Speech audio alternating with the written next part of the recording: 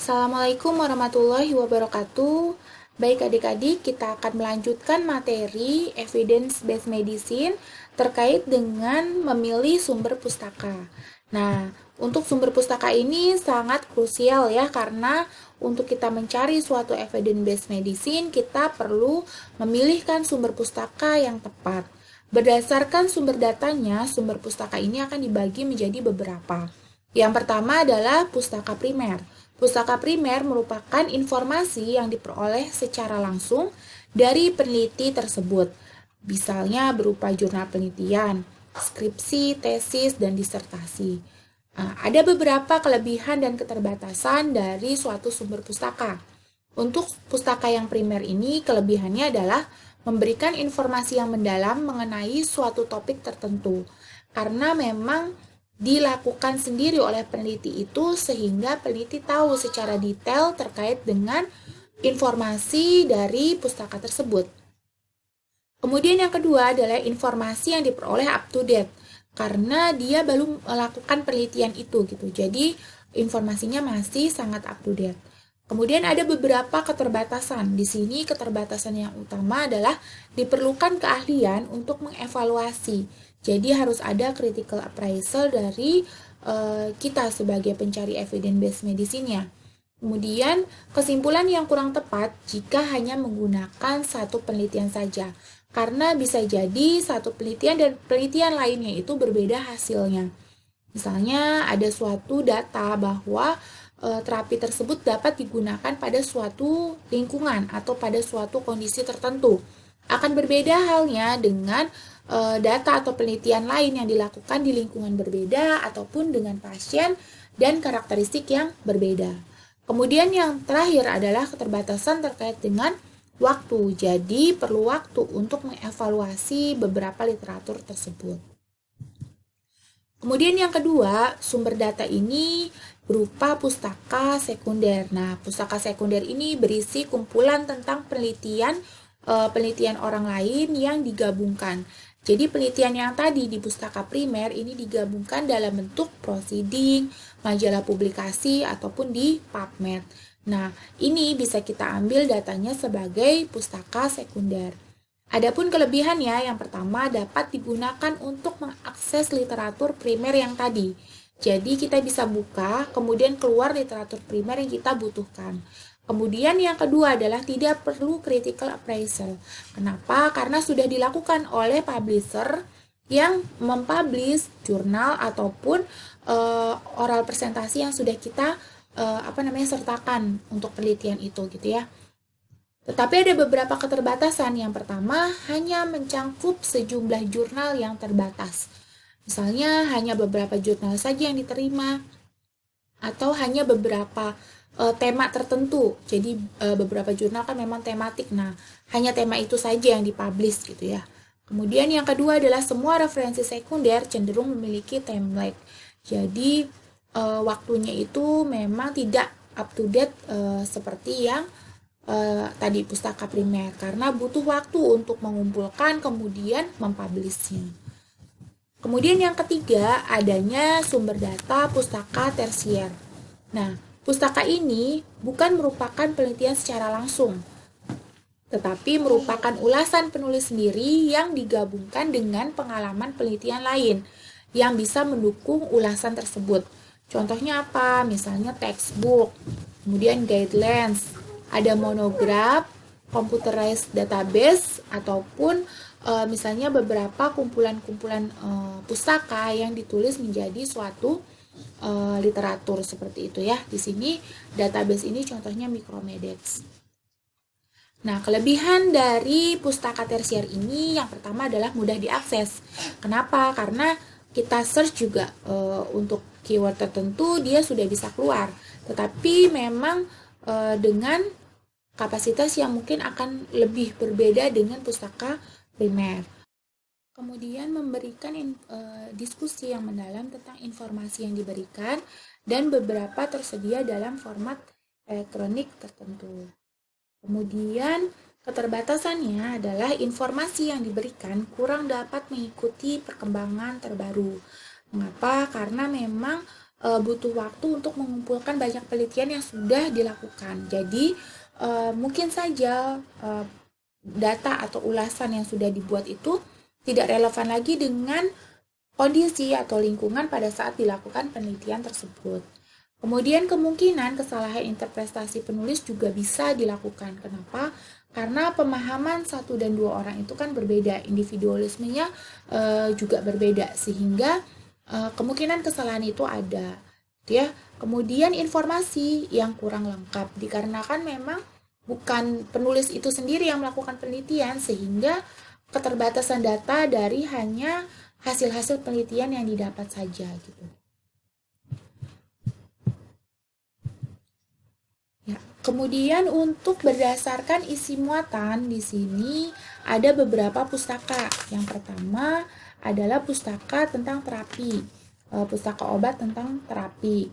Kemudian di sini ada pustaka obat tentang efek samping, harm atau adverse drug reaction ya.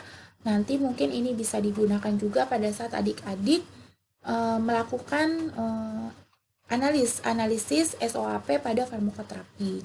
Kemudian pustaka obat tentang farmakoekonomi. Ada pula pustaka obat tentang faktor resiko dan prognosis.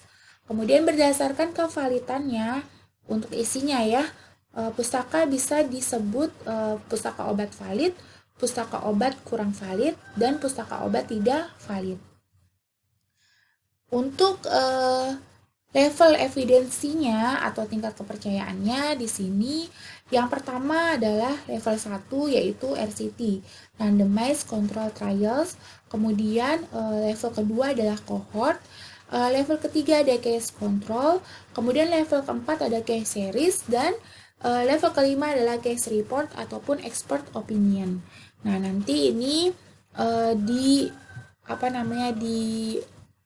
perhatikan ya. Jadi kalau misalnya adik-adik mendapatkan suatu jurnal, jurnal tersebut berada pada level 5, akan lebih relevan atau lebih kredibel jurnal yang didapat pada level di atasnya, seperti itu. Kemudian berdasarkan kekuatan rekomendasinya, di sini ada beberapa kelas. Yang pertama ada kelas 1. Kelas 1 ini semua bukti sangat bermanfaat dan efektif. Sedangkan untuk kelas 2, terdapat bukti yang berlawanan atau terdapat perbedaan pendapat mengenai manfaat dan efikasinya. Sedangkan kelas 3, bukti tidak bermanfaat bahkan mungkin berbahaya. Jadi nanti setelah adik-adik mengukur tingkat kepercayaannya itu di level berapa, kemudian adik-adik juga bagi kelasnya. Kelas itu kelas 1, kelas 2 ataupun kelas 3. Untuk obat-obatan saya rasa memang yang akan digunakan lebih baik kelas 1 ya, karena kita sudah tahu buktinya bermanfaat dan efektif. Kemudian beberapa sumber pustaka di sini hanya untuk referensi saja. Ini hanya beberapa ya, adik-adik bisa baca. Di sini ada bmj.com. Tampilannya seperti ini. Nanti adik-adik bisa searching terkait beberapa hal. Kemudian nanti bisa digunakan sebagai referensi. Nah, tampilannya seperti ini ya. Nanti bisa baca terkait ini beberapa hal untuk PMG ini. Nanti tinggal searching apa yang mau adik-adik cari. Kemudian kalau misalnya sudah punya akunnya bisa dibuka akunnya, kemudian dicari untuk beberapa literaturnya. Sama NNJM juga, NLM, FDA, CDC, dan guideline government lainnya ya. Nanti bisa dibuka satu persatu. Kemudian untuk penilaian pustaka atau literatur, di sini ada beberapa hal yang harus kita lakukan atau jadi pertimbangan ya untuk menilai suatu pustaka atau literatur. Kenapa sih kita harus menilai ya? Karena untuk menentukan valid atau tidaknya sumber informasi tersebut, kita itu bisa mempertimbangkan untuk penggunaannya gitu ya. Nah, ini penilaiannya beberapa hal. Yang pertama adalah apakah ada proses peer review-nya. Jadi sebelum dia publish, apakah ada proses peer review-nya gitu ya. Kemudian yang kedua, apakah artikel dimuat pada jurnal yang mempunyai reputasi kualitas publikasi yang baik. Kemudian yang ketiga, apakah judul sama dengan kesimpulan. Kenapa? Karena kesimpulan akan menjawab menjawab permasalahan pada suatu penelitian. Nah, permasalahan itu kan harus selaras dengan judul. Sehingga kita harus selaraskan antara judul penelitian dengan kesimpulan akhir yang didapat. Ya, kemudian yang keempat adalah apakah peneliti reliable dan lokasi juga reputable. Jadi untuk ini bisa dicek ya terkait dengan penelitian sebelumnya ataupun dengan beberapa jurnal yang sudah publish sebelumnya. Secara umum jurnal ilmiah dibagi beberapa hal ya atau terdiri atas beberapa hal. Yang pertama, introduction atau pendahuluan. Nah, pendahuluan ini merupakan uraian mengapa peneliti tersebut melakukan penelitian. Nah, di introduction atau di pendahuluan ini perlu diperhatikan beberapa hal. Yang pertama, apakah review artikelnya cukup mendukung penelitian. Jadi kalau kita baca pendahuluan, kita lihat dulu nih, apakah reviewnya itu cukup untuk mendukung data evidence based medicine yang kita cari. Kemudian yang kedua adalah apakah tujuan dan hipotesis itu dinyatakan dengan jelas. Karena ada beberapa mungkin yang kita tidak mencantumkan hipotesis ataupun tujuan. Nah, itu kan agak mempersulit ya, karena kita juga jadi tidak paham penelitian tersebut tujuannya apa dan apa yang diharapkannya. Kemudian yang kedua adalah metode penelitian. Metode penelitian ini merupakan uraian bagaimana penelitian tersebut dilakukan dan cara menganalisa datanya. Ini sangat penting karena metode ini kan yang nanti akan dilakukan kemudian ataupun yang akan kita ambil sebagai data gitu ya. Beberapa hal yang perlu diperhatikan, yang pertama, apakah pemilihan strategi penelitiannya sudah benar. Jadi misalnya ada suatu penelitian secara tadi ya RCT, apakah benar sudah dilakukan randomize atau tidak. Kalau tidak ya berarti bukan RCT seperti itu. Kemudian bagaimana penentuan dan pengambilan sampelnya. Teknik pengambilan sampelnya seperti apa, karakteristiknya seperti apa, apakah di situ terdapat kriteria inklusi, eksklusi. Nah, itu harus kita pelajari. Kemudian bagaimanakah kesesuaian pemilihan metode statistik dengan data yang sudah ada. Jadi kalau misalnya penelitian tersebut sudah selesai, kemudian sudah dapatkan hasil tersebut tuh mau diapakan, datanya bagaimana. Nah, sudah tepat atau belum? Kenapa? Karena kalau misalnya kita salah memilihkan analisa data, kesimpulan yang didapat pun akan keliru gitu ya. Kemudian selanjutnya adalah siapa yang membiayai penelitian? Apakah ada sponsor? Nah, ini mungkin untuk menanggulangi adanya konflik of interest ya, jadi keterlibatan untuk pribadi seperti itu. Kemudian result atau hasil penelitian merupakan uraian data yang ditemukan. Nanti kalau hasil penelitian ini mungkin bisa dibaca dan disesuaikan dengan kutipan-kutipan yang ada, apakah sesuai dengan kebutuhan data evidence based medicine yang kita cari. Kemudian discussion atau pembahasan di sini merupakan uraian arti dari data yang telah diperoleh dan dianalisis. Biasanya banyak literatur yang dicantumkan di sini sehingga kita juga bisa cari literatur yang sama gitu ya untuk kita menjadi bahan perbandingan beberapa penelitian yang serupa. Ya, yang terakhir ada kesimpulan. Kesimpulan di sini merupakan uraian hasil yang diperoleh secara singkat dan biasanya ada generalisasi di situ. Jadi beberapa yang perlu diperhatikan yaitu bagaimana kesesuaian kesimpulan dengan judul dan tujuan penelitian. Tadi kan sudah juga dibahas apakah sejalan antara judul penelitian dengan kesimpulan yang diutarakan. Kemudian yang kedua adalah apakah penelitian tersebut menjawab permasalahan yang diungkapkan dalam tujuan penelitian. Kalau tidak menjawab berarti kan tidak mendapatkan hasil sebenarnya ya. Jadi karena penelitian itu kan menjawab tujuan dan permasalahan dari penelitian. Kemudian yang ketiga adalah apakah disebutkan keterbatasan penelitian, misalnya hanya populasi tertentu saja atau hanya sampel-sampel tertentu saja. Karena itu penting agar bisa menjadi pertimbangan untuk penelitian selanjutnya ataupun menjadi pertimbangan tentang data evidence base yang kita akan ambil. Ya. Berikut adalah contoh critical appraisal Jadi ada beberapa kriteria di sini. Yang pertama terkait dengan permasalahan dinyatakan dengan jelas. Nah, nanti bisa dituliskan ya kodenya apakah 1, 2, 3 atau 4. Penilaian 1 untuk yang paling lemah, kemudian yang 4 ini yang paling kuat. Kemudian permasalahan lain, misalnya sesuai tidak dengan kebutuhan kita, kemudian hipotesis yang dinyatakan itu jelas atau tidak, asumsi-asumsi yang dinyatakan jelas atau tidak, kemudian keterbatasan penelitian apakah disebutkan atau tidak, kemudian hubungan antara permasalahan dengan penelitian sebelumnya bisa dijelaskan, nanti ini biasanya di pembahasan. Kemudian metode penelitian juga diuraikan tidak dengan jelas. Metode penelitian sesuai untuk memecahkan permasalahan pada suatu penelitian yang dilakukan. Kemudian populasi dan sampel, apakah disebutkan? Cara pengambilan sampel disesuaikan.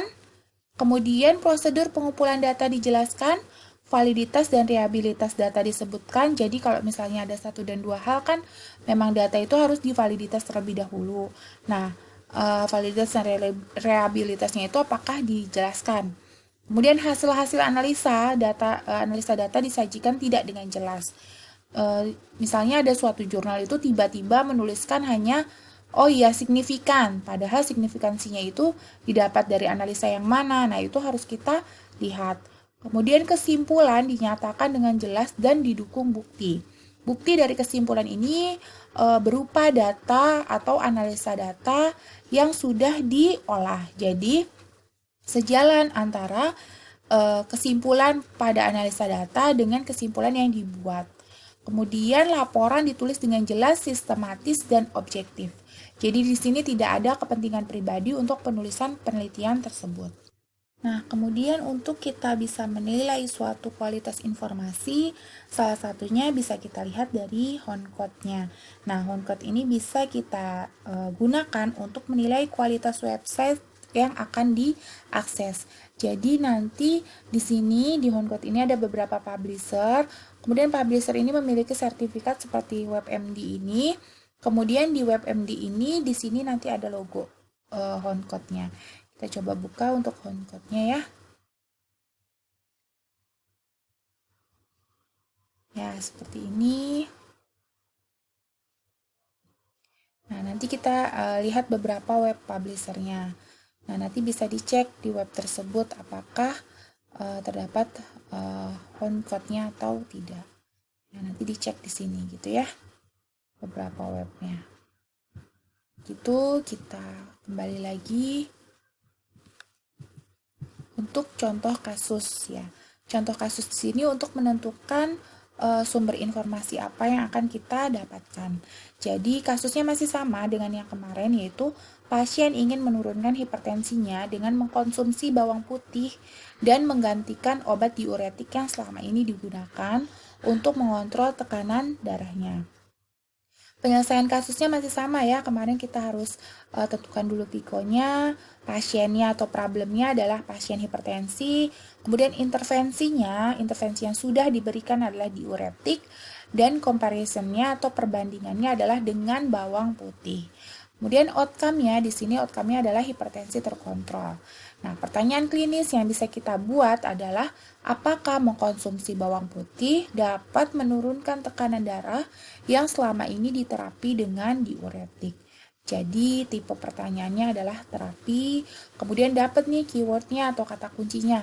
Hypertension, diuretik, garlic, dan manage hypertension. Kata kunci ini kemudian dimasukkan ke database sehingga didapat beberapa jurnal yang mungkin bisa kita jadikan suatu evidence-based medicine. Nah, di sini setelah dimasukkan keywordnya, keluar jurnal seperti ini. Nah, ini tentang effect of garlic on blood pressure dari systematic review dengan meta-analysis ya. Jadi ini penelitian dengan systematic review. Bisa dilihat hasilnya di sini, nanti bisa adik-adik buka. Baik, ini adalah level of evidence-nya. Di sini ada 6 level. Yang pertama adalah evidence yang didapat dari systematic review yang di randomize untuk samplingnya. Jadi ada RCT di sini untuk systematic review-nya. Kemudian yang kedua, ini RCT dengan satu penelitian tertentu. Jadi bukan systematic review ya, tetapi masih RCT. Kemudian yang ketiga di sini tanpa adanya randomize ya, atau tanpa adanya pengacakan. Seperti kelompok pre-post, kemudian cohort, time series, dan case control studies. Kemudian yang keempat, di sini level yang keempat adalah evidence yang didapatkan dari suatu desain penelitian tanpa eksperimental atau non-eksperimental. Ya, seperti itu. Kemudian yang keempat adalah opinion expert. Jadi di sini ada suatu clinical judgment atau opinion expert yang dilakukan oleh suatu tenaga ahli tertentu. Dan yang keenam adalah sesuatu yang baru saja diungkapkan oleh satu dan dua pihak, seperti itu.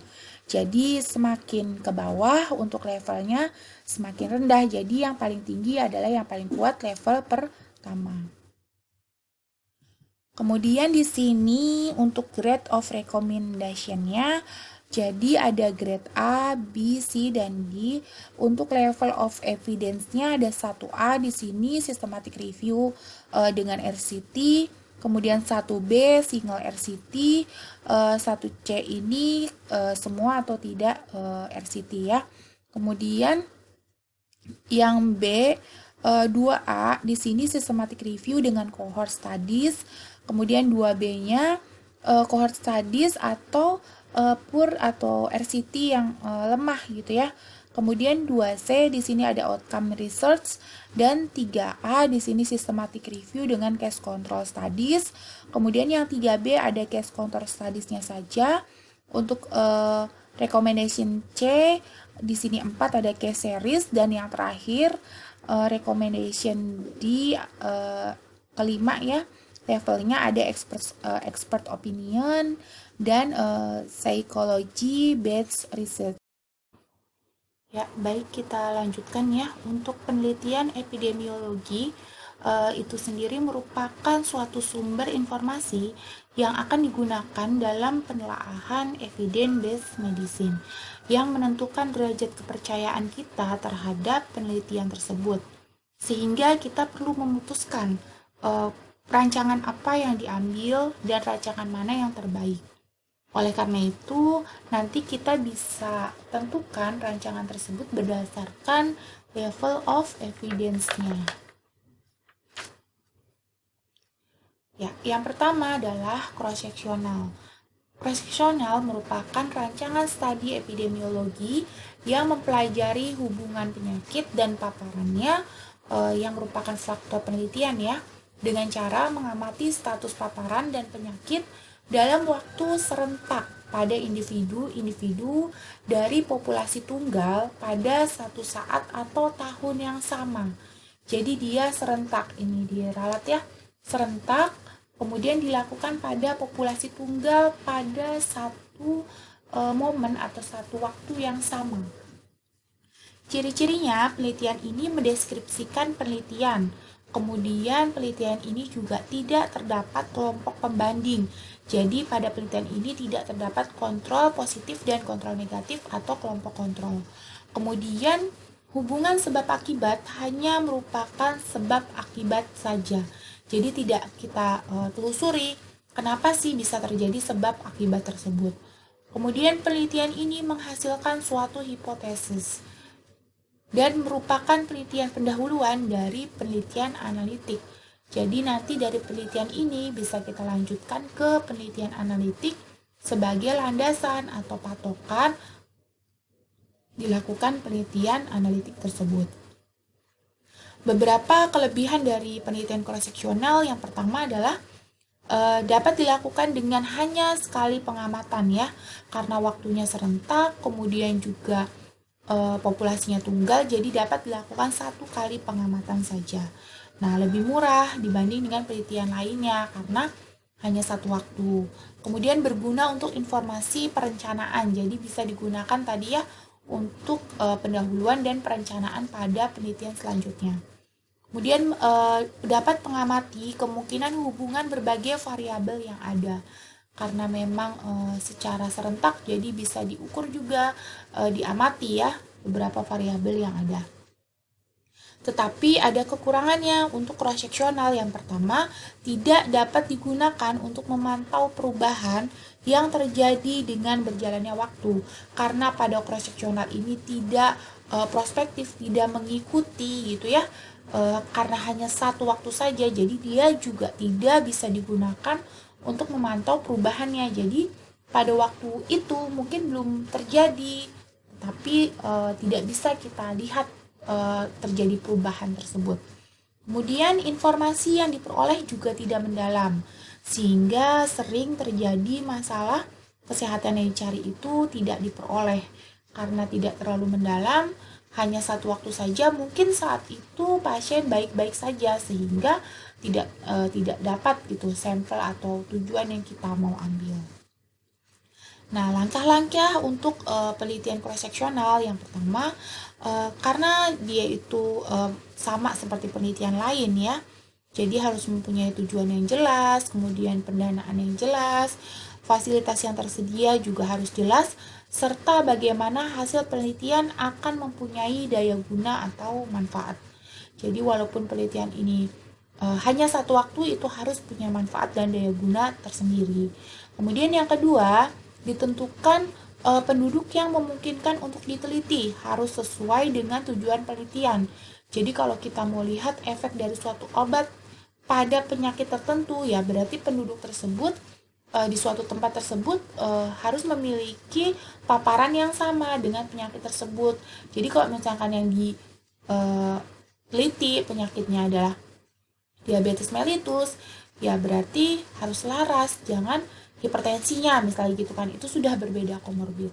Kemudian selanjutnya ditentukan juga jenis data yang akan dikumpulkan, termasuk penentuan variabel, faktor resiko maupun faktor lainnya, itu untuk mengurangi bias dari penelitian yang akan dilakukan. Nah, ini ada satu contoh ya penelitian cross-sectional.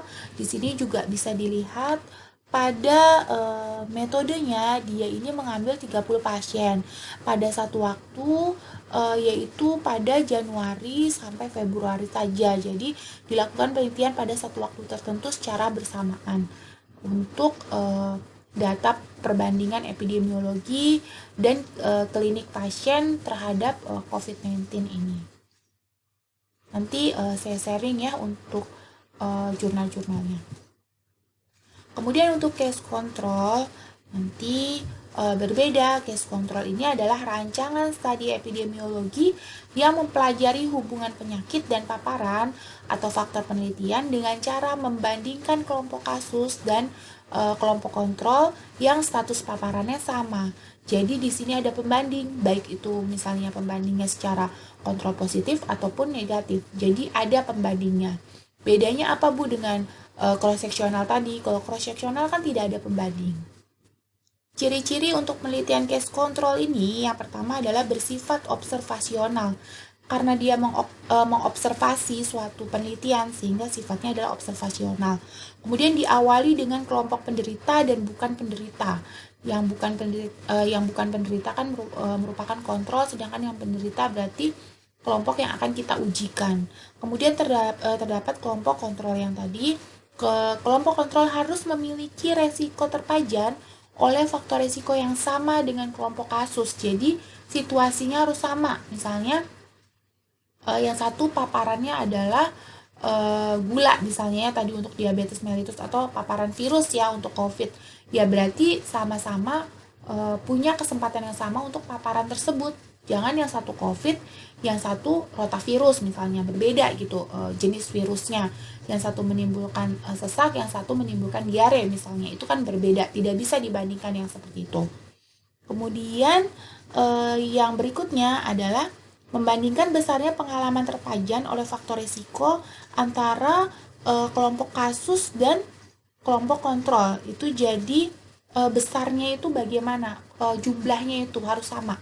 Misalnya kelompok kontrol sekian, 20 orang, berarti kelompok kasusnya juga 20 orang. Dan pada case control tidak mengukur adanya insidensi. Kemudian untuk kelebihannya, case control ini sendiri sangat sesuai dengan penelitian penyakit yang jarang terjadi atau penyakit yang kronis, karena dia bisa melihat histori ke belakang ya, jadi bisa mengikuti retrospektif. Kemudian relatif cepat dan tidak mahal, relatif efisien dan memerlukan waktu yang sebentar atau sedikit ya. Kemudian sedikit masalah pengurangan periode investigasi karena bisa retrospektif, kemudian juga melihat histori, sehingga untuk masalah investigasi juga sedikit, kita sudah punya datanya. Tetapi ada beberapa kelemahan di sini untuk case control. Yang pertama, tidak dapat incidence rate-nya. Jadi karena tidak mengukur insidensi, ya jadi tidak dapat incidence rate-nya. Kemudian sangat sulit memperoleh informasi bila periodenya terlalu lama. Jadi kalau misalnya pasien tersebut dikembalikan ke belakang terkait historinya, mungkin pasiennya sudah lupa atau data-datanya sudah hilang dan lain sebagainya, sehingga kita tidak memiliki data yang cukup karena terlalu lama. Kemudian alur metodologi inferensi kausal yang bertentangan dengan logika normal. Jadi alurnya kan retrospektif. Kemudian rawan terhadap bias. Ya, karena data yang dicantumkan juga kan sudah yang lalu, jadi kita tidak tahu lagi saat ini seperti apa. Kemudian tidak cocok untuk paparan yang langka, tidak dapat menghitung laju insidensi, validitas informasi yang diperoleh sulit dilakukan, dan kelompok kasus dan kontrol dipilih dari dua populasi yang terpisah. Nah, itu kelemahannya ya. Langkah-langkah untuk melakukan rancangan ini, yang pertama adalah kriteria penilaian kasus atau pemilihan kasus. Jadi di sini kriteria diagnosis dan kriteria inklusi harus dibuat dengan jelas. Biasanya akan dibuat dua kriteria inklusi itu yang masuk ke dalam penelitian, dan kriteria eksklusi atau kriteria yang kita keluarkan dari penelitian. Jadi kalaupun adik-adik akan mendapatkan sampel tersebut, kalau tidak termasuk ke dalam kriteria inklusi, justru masuk ke dalam eksklusi, ya adik-adik tidak meneliti gitu ya, dikeluarkan dari sampel kita. Kemudian populasi kriteria populasi dari sumber kasus dapat berasal dari rumah sakit ataupun populasi masyarakat ya. Kemudian yang kedua, kriteria pemilihan kontrolnya. Kalau tadi kan kasus. Nah, sekarang yang kontrol mempunyai potensi terpajan oleh faktor resiko yang sama dengan kelompok kasus. Jadi tidak menderita penyakit yang diteliti bersedia ikut dalam penelitian karena dia merupakan kontrol dan netral gitu ya.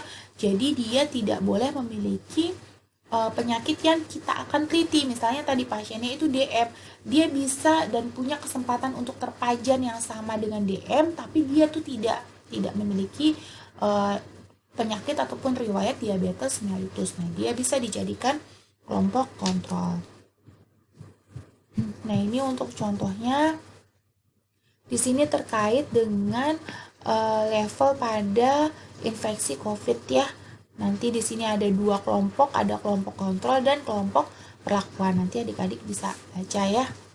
Kemudian selanjutnya adalah case series. Ya, case series ini sendiri adalah penelitian epidemiologi tentang serangkaian kasus. Jadi nanti dari beberapa kasus yang ada diteliti, dibahas dan dipublikasikan dalam suatu jurnal. Misalnya penelitiannya seperti ini. Ini kan ada satu kasus, dibahas pembahasannya seperti apa. Kemudian ini kasus kedua. Seperti apa ya? Ini ada 3, 1, 2, 3, 4. Ada 4 ya. Seperti itu. Nah, nanti biasanya kasusnya itu ya dengan judul tertentu. Di sini kan efek dari hemoperfusi untuk recovery dari COVID-19 ya di rumah sakit ya. Jadi case seriesnya tuh seperti apa. Nah, ini sama kasusnya. Jangan yang satunya recovery, yang satunya masih terapi. Berarti kan berbeda kasus, tidak bisa dijadikan serangkaian. Kalau ini sama. Bedanya apa Bu dengan case report? Kalau case report ini penelitian epidemiologi yang hanya merupakan laporan dari satu kasus saja. Satu kasus saja. Contohnya seperti ini. Ya, ini case report ya dari satu kasus terkait dengan pasien yang penyembuhan atau recurrent dari pneumonia pada infeksi coronavirus. Jadi satu kasus ini didalami untuk detailnya, kemudian pembahasannya, tetapi hanya satu kasus saja dalam satu jurnal ini. Berbeda dengan yang case series tadi ya, dia serangkaian kasus atau beberapa kasus yang hampir sama dan dibahas secara bersamaan. Selanjutnya rancangan penelitian kohort yang merupakan penelitian epidemiologi analitik secara observasional yang mempelajari hubungan antara paparan dan penyakit dengan cara membandingkan kelompok terpapar dengan kelompok yang tidak terpapar berdasarkan status penyakit tertentu. Untuk ciri-cirinya, yang pertama adalah bersifat observasional, kemudian karena dia mengikuti alur dari suatu penyakit tertentu, sehingga pengamatannya dilakukan dari sebab ke akibat. Jadi mengikuti jalannya suatu penyakit tertentu. Kemudian disebut sebagai studi incidence. Jadi ada suatu kejadian, nah kita lihat akibatnya seperti apa. Nah itu ya dari sebab ke akibat. Kemudian terdapat kelompok kontrol dan hipotesisnya ini spesifik. Untuk kelebihannya, di sini kesesuaian dengan logika normal dalam membuat suatu inferensi kausal. Inferensi kausal ini penentuan variabel independen dan respon variabel efek ketika penyebab variabel tidak berubah. Kemudian dapat menghitung laju insidensinya. Jadi kejadian tersebut berapa, laju insidensinya berapa bisa dihitung.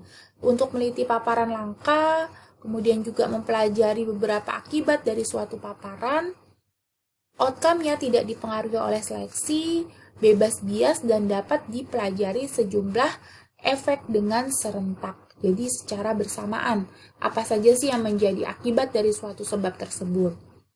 Tapi ada beberapa kekurangan dari penelitian ini. Yang pertama, karena kita mengikuti dan kita melihat suatu akibat dari sebab tertentu, berarti kan waktu yang kita butuhkan akan lebih lama.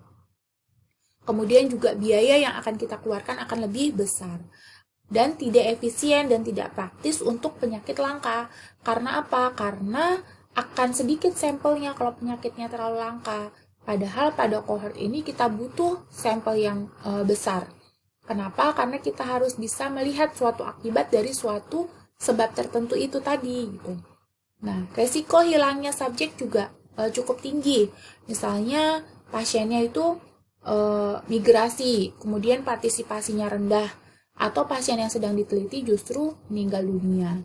Nah, itu kan berarti kita kehilangan subjek penelitian atau sampel penelitian kita.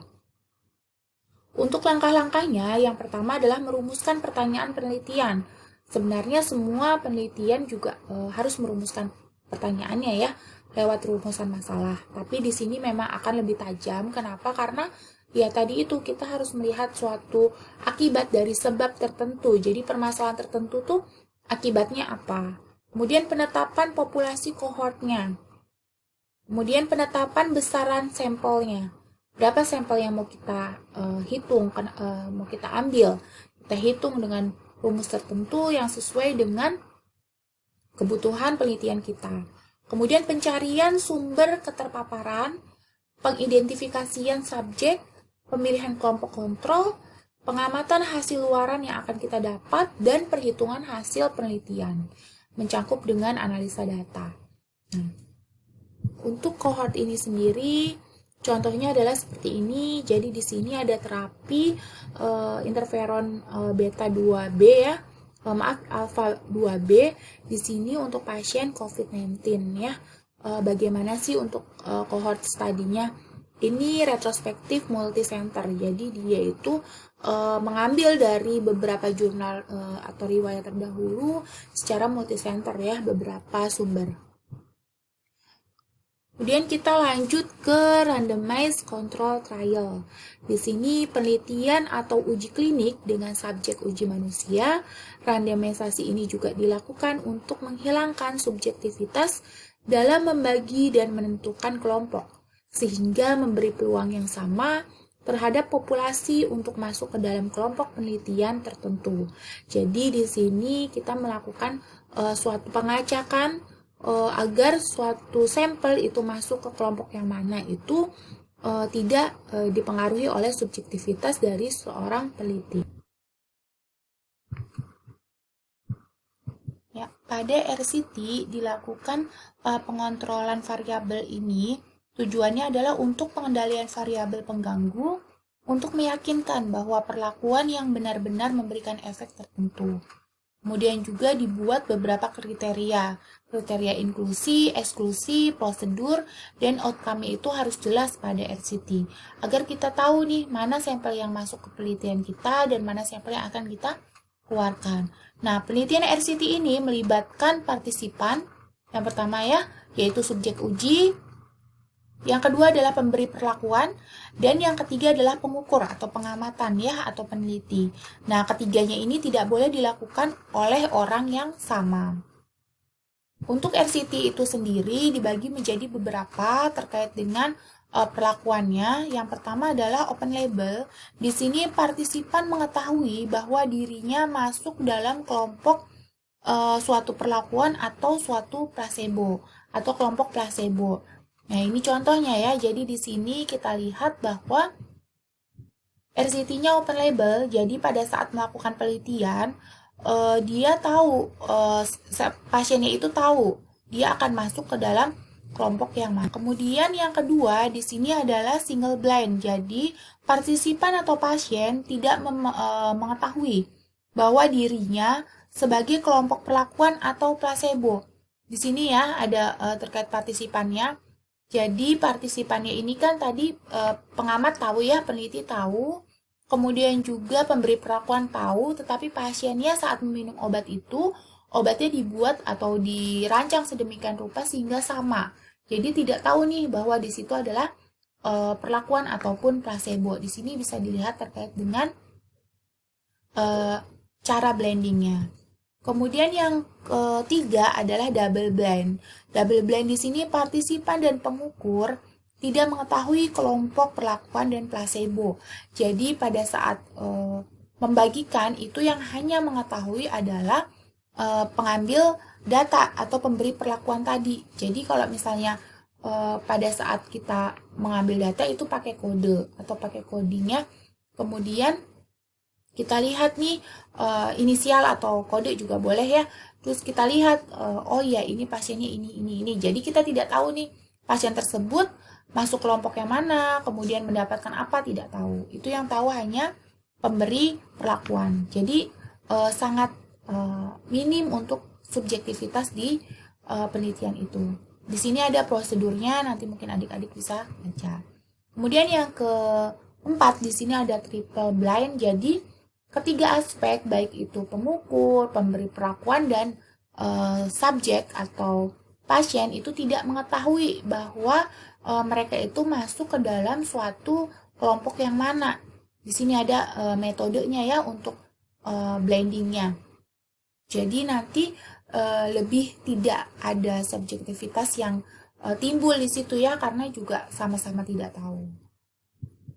Kemudian yang terakhir di sini ada multicenter RCT. Jadi ini kaitannya dengan sistematik ya, systematic review. Jadi sistematik yang termulticenter terkait dengan RCT. RCT-nya bisa random, bisa open label, bisa single blind, double blind atau triple blind, nanti bisa disesuaikan. Tapi intinya dia mengambil data dari multicenter. Di sini bisa dilihat. Rancangan penelitian selanjutnya adalah systematic review, suatu metode penelitian untuk melakukan suatu identifikasi, evaluasi, dan interpretasi terhadap semua hasil penelitian yang relevan terkait dengan pertanyaan peneliti tertentu, topik tertentu, atau fenomena yang menjadi perhatian tertentu. Jadi misalnya tentang COVID nih, berarti kan semua data tentang COVID, misalnya spesifik terapi COVID, ya berarti semua data tentang terapi COVID itu kita lihat, kita kumpulkan datanya dari berbagai penelitian dengan sistematik tertentu sehingga mendapatkan suatu karya ilmiah tertentu berupa jurnal penelitian systematic review. Nah, beberapa poin yang harus kita telaah terkait dengan systematic review. Yang pertama adalah evaluasi bias, kemudian metode dan generalisasi. Kemudian apakah jelas pertanyaan yang relevan dengan klinis? Kemudian apakah eligibility ini terkait dengan beberapa kriterianya itu bisa ditetapkan dan disesuaikan dengan suatu penelitian tertentu. Kemudian pencarian detail dan mendalam, dan apakah kritisi yang dilakukan lebih dari satu orang. Kemudian apakah sintesis data dijelaskan, kesimpulan jelas dan menggambarkan bukti.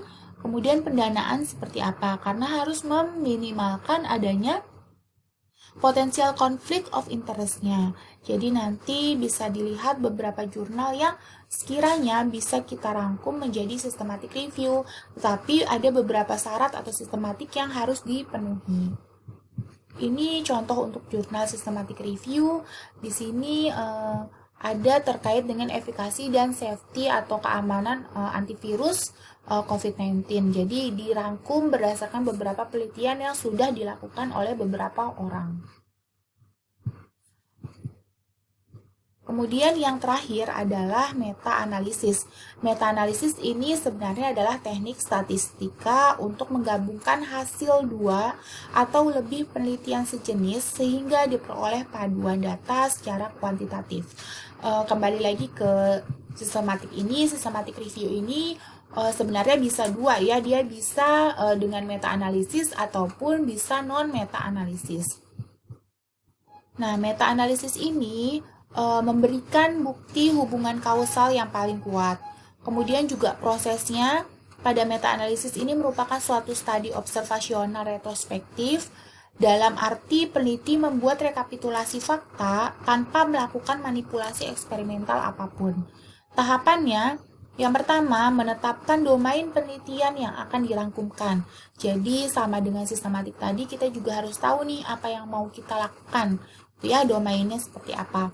Kemudian memilih jenis publikasi yang akan dikumpulkan. Yang ketiga, mengumpulkan hasil penelitian atau literatur yang berkaitan dengan penelitian yang akan kita gali, gitu ya.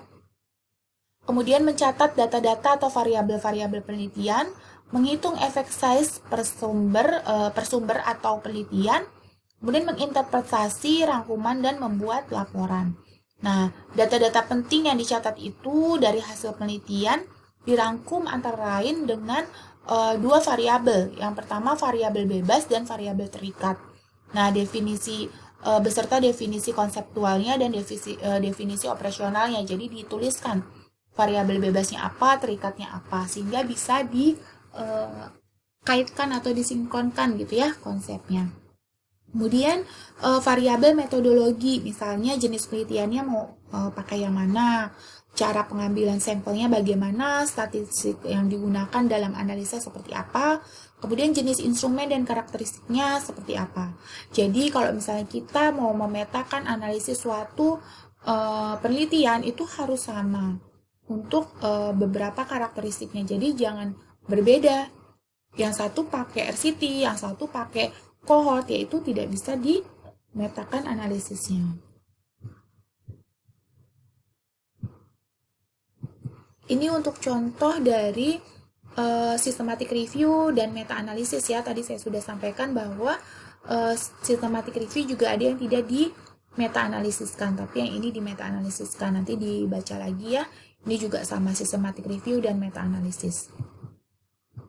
Ya, begitu adik-adik. Nanti dimohon ya untuk mengerjakan tugas terkait dengan terapi COVID-19. Nanti akan saya bagikan beberapa kelompok dan rancangan apa yang harus dicari terkait dengan terapi COVID-19 ini. Tadi kan ada beberapa rancangan ya, ada cohort, kemudian RCT, case series, kemudian case control, dan lain sebagainya ya. Nanti akan saya cantumkan di classroom-nya.